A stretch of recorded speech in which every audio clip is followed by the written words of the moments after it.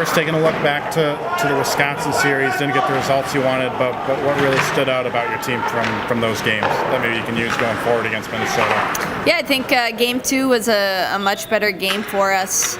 You know, both games we got out to a 2-goal deficit, and you know, in Game 2, I thought the second period was a really bright spot for us. We played really good hockey, possessed the puck well, had the puck a lot more than Wisconsin did in that period. So, you know, if you can play like that for 60 minutes, it certainly helps. Not getting out to those deficits would have helped, but I think we gain a lot just by playing the #1 team in the country.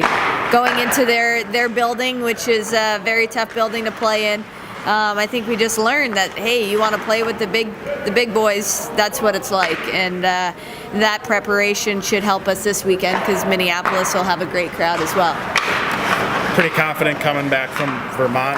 How much of that confidence still remains now going to Minnesota? I think it's still high. I think Wisconsin's a very good team. Goaltending is superb. Defense is solid. Up front, they have a ton of U18 U.S. kids that can put the puck in the net.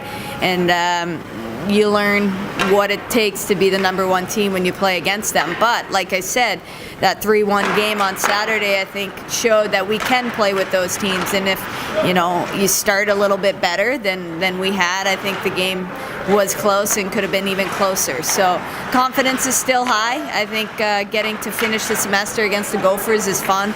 It's a great rivalry. We love it. And playing at Ritter is a great environment. So it's a good opportunity for us to go out on a positive note. We talk about starts pretty much all the time, especially against teams like that. With the youth that you have going into not only this weekend but the second half, are starts even more of a focus to maybe not be chasing some of these games with this younger lineup yet? Yeah, you know, I think it became a little more obvious at Wisconsin for some reason.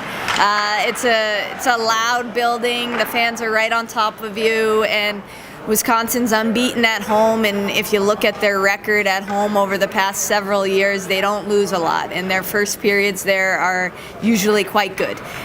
So when you play on your heels and you give them all that momentum and you let the crowd play a factor, that's what you get. So now that that's been brought to our attention, I think it will be more of a focus moving ahead.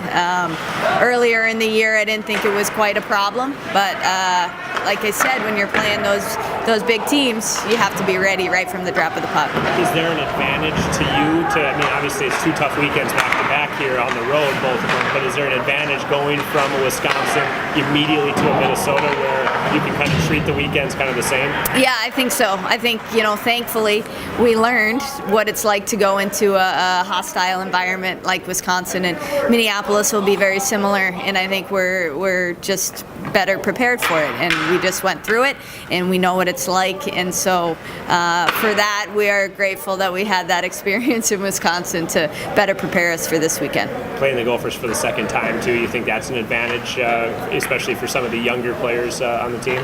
Yeah, I think it, you know, when we look back on the video, it doesn't seem all that long ago that they were here in the building, in this building, and I think those were 2 really good games for us, and we should have walked away with some points and we didn't, and that bitter taste is still in our mouths, and I think this is a great opportunity for us to get those points back that maybe we left on the table.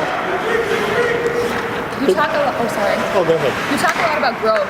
How do you feel that your team has grown this season so far in the first half? Yeah, I think, you know, as mentioned after the Colgate weekend, our identity has just kind of come to being, and what that is I think a confident, fast, energetic, youthful bunch, but putting that into action and having a purpose with that. And I think when we're all engaged and everybody's playing, you know, it can't just be, hey, a couple kids here, a couple kids there. We need everybody to be focused and be ready to go for 60 plus minutes. And when we do that, we're a pretty good team and we can play with anybody, and it's a lot of fun to play good hockey.